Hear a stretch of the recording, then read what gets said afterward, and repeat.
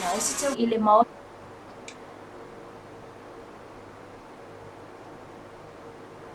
e au fia aina se lau no se fulo lo o tau fia I le fale mai o te pua tama se se me ole I muta o tua tolu I pouta I lalo manu lua se fulu ma le fa I le fale mai fale I tu ma lo le moenga tolu o lo I le fale mai a mali e toa tanu e au fia